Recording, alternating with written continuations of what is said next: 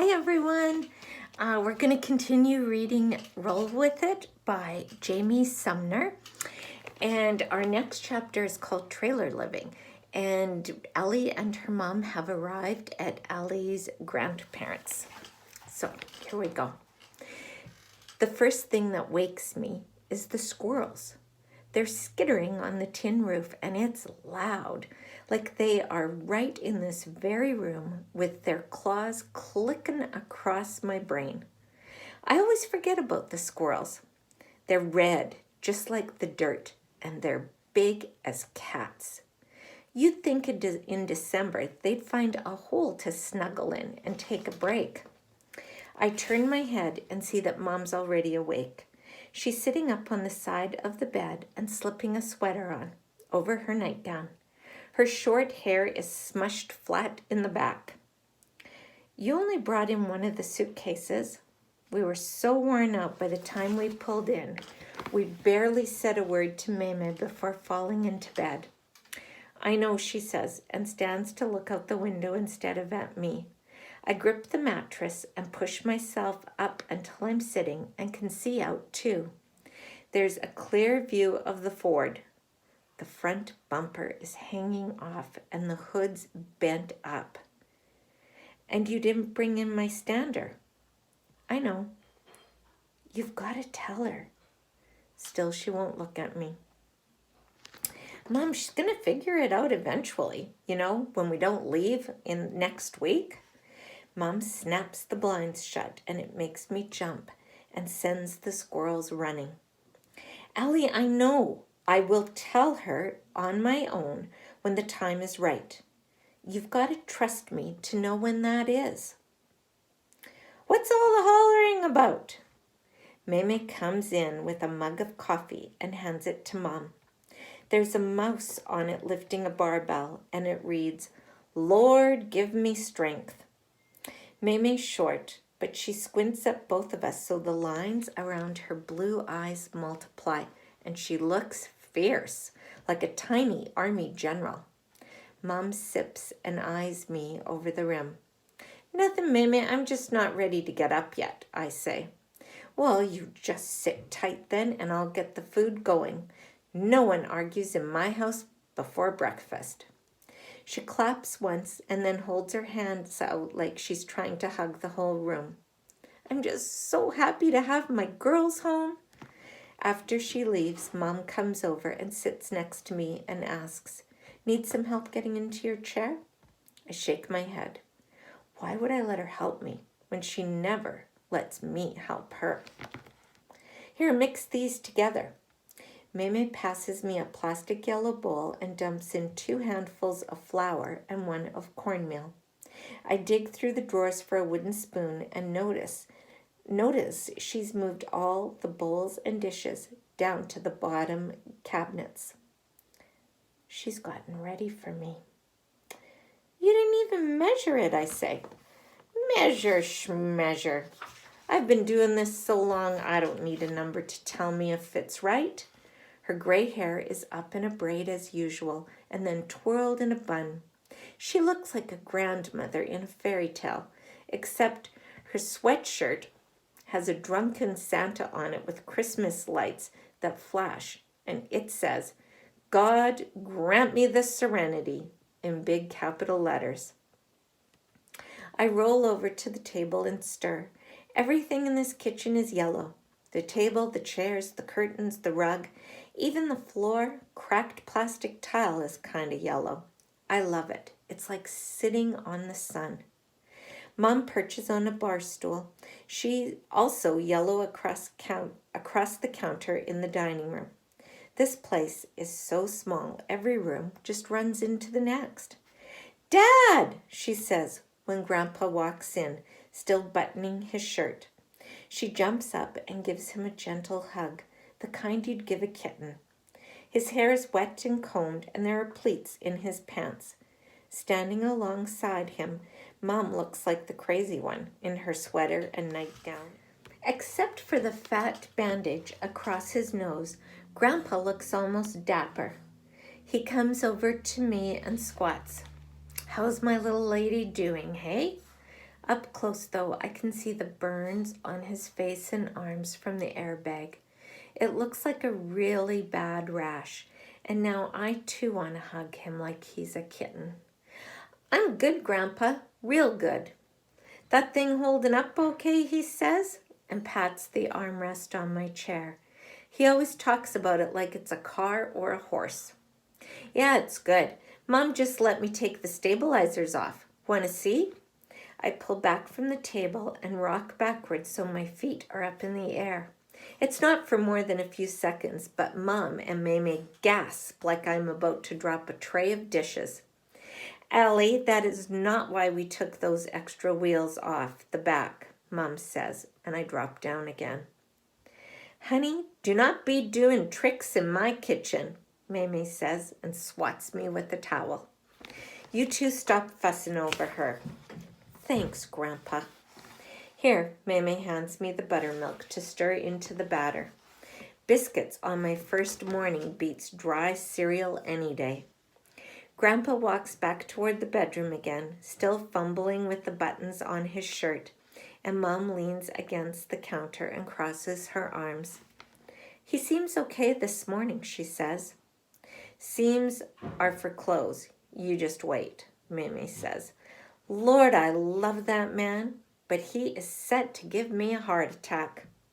She shakes flour off her front over the sink and takes the bowl back. Now 20 minutes to breakfast. Y'all get out of my kitchen so I can finish up.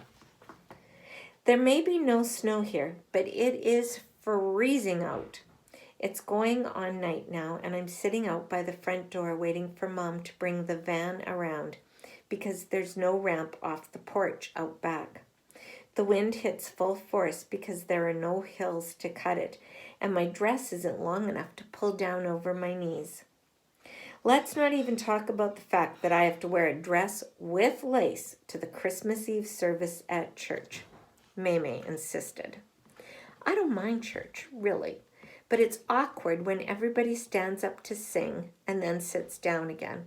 Up and down, up and down. Well, I just sit. And then there's the please take a moment to greet your neighbor weirdness. There's always one mom or grandma who talks at me like I'm two.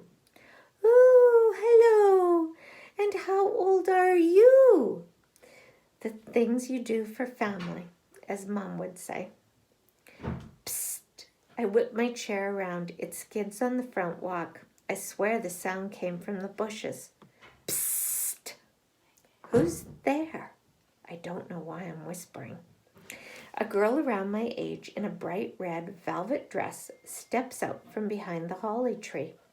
Her hair is so blonde and big, it looks like a wig. How y'all doing? Who's y'all? I look around, like maybe there's a crowd behind me waving back at her. When she takes a step forward, I shrink down a little in my chair. You know what I mean. Hiya, I'm Coralie. She holds out her hand, and I make myself do a quick shake. I wonder how old she is, and if her mother did that to her hair on purpose. Coral D? Nah, Coralie. She's not wearing a jacket, and her velvet sleeves are puffed up to her ears. How is she not cold? Maybe she's a robot. You're Lily, right? How does she already know that? It's like my wheelchair sends out the bat signal for kids far and wide to come and take a look. It's Ellie. Well, that's a riddle of a name. Lily/Ellie? She leans in so I catch a whiff of her hairspray, the kind that's probably illegal because it burns a hole in the atmosphere. I heard my grandparents talking about you and your mama. They spotted y'all's van pull in yesterday. Nice wheels. She taps the racing stripes on my chair. Who are your grandparents, I say? I don't remember ever meeting her when we visited before, and I think I'd remember.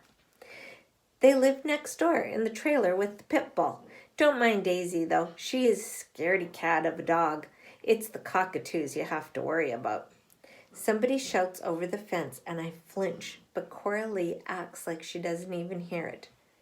What cockatoos? I try to remember what a cockatoo looks like. Is she messing with me? I wonder if these are the neighbors who had to help Meme bust her window. I'm about to ask, but the shouting gets so loud, Coralie huffs and says, "Whoops, gotta run. Come over tomorrow or the day after and I'll give you the grand tour. And hey, welcome to Trailerland." "What's Trailerland?" I ask. But she's already disappearing behind the holly.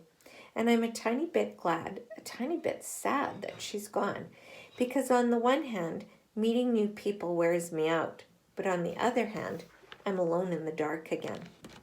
Mom pulls up in the van. Meme's right behind her in the nicer, non-dented Buick. Meme calls it their church car. Somewhere in between getting me buckled in and pulling out onto Route 9, I decide I'm going to take Coralie up on her offer to come over. Because she wanted to know my name, because she wanted to know about my chair. That's saying something, and I want to see if those cockatoos are real. Bethlehem Methodist is a one-story brick building with a steeple stuck on the top like an afterthought or a candle in a birthday cake. Everybody wants to shake the hand of the sweet child in the wheelchair in her Christmas dress. Despite the embarrassing meet and greet, I do love this church. It sits underneath a bunch of huge oak trees, all shouldered together, and behind it there's a creek and tables for picnicking in the summer. We make our way up the ramp on the side, and Grandpa claps the greeters on their backs like he's the mayor. I see Meme rolling her eyes. "Well, hello, young lady. It's nice to see you again," says a woman in a hat covered in fur and berries.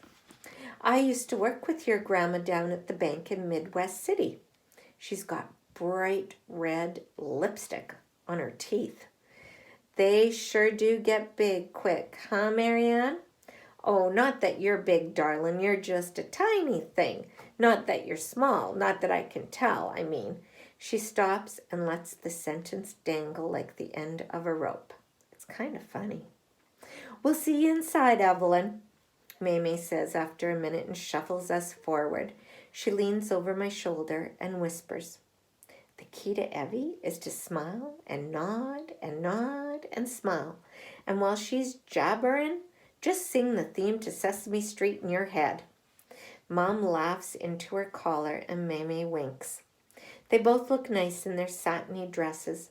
Mom in navy, Meme in cream. Regal is the word, and it's not something we Cowans can pull off very often. I think I drag down our average with my racing stripes. We find a spot in the back row so I can sit on the end. The sanctuary smells musty but nice, like the way, way back of the closet, and the pews creak with everybody shuffling into place. They've got candles up by the altar and a big red poinsettia off to the side. I wonder how the pastor's going to maneuver between it all. "Ladies, my ladies," Grandpa says, finally squeezing past me. Meme tisks at him for dawdling and then straightens the hanky in his jacket pocket. "Don't you mother me," he growls as he moves down the line of us. And it's not like any voice I've ever heard, but the choir's humming and there's shuffling of hymnals and there's no time to think about it. Everybody starts singing. It came upon the midnight clear, with about 27 more syllables than necessary. I sneak my phone out from under my leg to Google pictures of cockatoos, but Mom whips her arm out and grabs it from my hand, mouthing, "Not in church," and I mouth, "What?" like I'm confused. And now the song has switched to "Oh Holy Night," and Mom leans into Meme, and Meme puts an arm over my shoulder. Even though it's hot as Hades in here, it's also kind of nice in the glow of candlelight. I sing a little. When the song ends, the pastor comes up front and the choir files out. Only one poinsettia takes a nosedive. Pastor Clark, in a brown tweed suit and a little red bow tie, looks to be 800 years old. But when he speaks, his voice booms. Turn to your neighbor and let's wish each other a merry night before Christ's birth. He claps and it's like thunder cracking, and we all startle a bit and turn in half circles. I wheel a little backward behind the pew and hide behind Mom. So Alice, you're looking well. It's lipstick teeth in the row in front of us, and she's leaning too close to Mom now. Why, yes, you too. I can feel Mom trying not to lean back. There's about a hand's width between them. My niece tells me you're going to be substituting for us over at the high school. What's that, Evie? Meme steps forward, and now they're all so close it looks like a huddle. Oh, boy. Mother, I just called the school to see, Mom starts. Well, Marianne, I thought you knew. Spring semester, my niece tells me. She works over in the office at Lakeview Middle now. Got her secretarial degree just last summer. I told her it'd be better to go to a 4-year up over in Norman. But who is she to listen to her old aunt, I said. Mame isn't paying her one bit of attention. She's turned her head toward Mom like a hawk eyeing a mouse. To Mame's credit, Mom doesn't look a little mousy right now. I think she'd hide behind me if she could. Next to me, Grandpa wanders out into the aisle just as the pastor calls for everyone to be seated. Mom! Not now, Allie. Mom takes a breath that shakes her silky dress. Mother, I thought it would be best, given the situation, if Allie and I came to help you out for a bit. Given the situation? Help me out? Who asked you, young lady? They're still standing, and they're getting louder. There are bright spots on Mame's cheek, and she's gripping the back of the pew like she'll pull it up in one go. I can't see Grandpa anywhere. Mom, not now, Allie. Mother, let's talk about this later at home. What home? You mean my home that I have managed to run just fine without you for the last 25 years? Something is happening near the altar. I hear the front row gasp, but half the congregation still standing, and I can't see. Who did it? I want to know which one of you liars and thieves did it. The angry voice comes from the front of the church. I grab at Mom's elbow. I know that voice. The crowd goes silent and shifts, and I can finally see what the commotion's all about. Grandpa's by the altar, holding a poinsettia under his arm like a football. My stomach twists. Mom and Mame turn slowly like clocks ticking to face him. Who's the man that stole my wallet? He's sweating and swaying like he's still hearing the music. The pastor inches closer, but I'm not sure what he's aiming to do. Tackle Grandpa, maybe? I try to roll forward, but I'm stuck, and I'm frustrated for the zillionth time that I can't just get up and shove my way through. Jonah, come on now. Mame walks up the aisle. She holds out her hand like you do to a strange dog to let it sniff you, and so that it knows you're friendly. But Grandpa's having none of it. He's waving the poinsettia in front of him. Get away from me, woman. This isn't your business. Jonah, I got your wallet back home. You didn't bring it, remember? It's tucked nice and safe on the dresser. Mame has one foot on the bottom step. I start to rock back and forth. I feel Mom's hands on my shoulders. Grandpa looks confused, and then he looks at Mame and back toward me and Mom. And like a switch flipping, he starts to cry. I've never seen him cry in my entire life. Not a tear when he tore his thumbnail off for hammering. His crying hurts me worse than seeing all of his bruises. Come on now, Mame says. He takes her hand. The pastor takes the poinsettia, but something happens in the shuffle and somebody knocks into the candles. There's a spark and a root of flame shoots up the side of the podium like ivy. Evelyn screams. Somebody near the exit pulls the fire alarm. A man in a green plaid jacket, I recognize him as one of the greeters, runs in with a fire extinguisher and douses everything and everyone. The podium, the poinsettias, Grandpa, Mame, the pastor. The air is full of smoky chemicals, and it smells like wet carpet. Even though the fire is out, everybody files into the night in a cloud of smoke and dust. My grandparents are white from head to toe like ghosts. When the fire engine finally arrives, it's got nothing to do but wail its sirens. Its lights turn the crowd red, then white, red again. We could be a scene from The Walking Dead. Mom looks like she's about to cry. "'Tis the season," I say to distract her, but my voice cracks at the end. It works, though. She shakes her head and rolls us out of the spotlight into the van. Too soon, Ellie. Way too soon. And we'll stop there. And our next chapter is chapter 5, and it is called Merry Christmas. And I'm thinking about how everyone is feeling with this event happening with Ellie's grandfather, and how sad that makes her feel to see him upset and not himself. So we'll continue again tomorrow.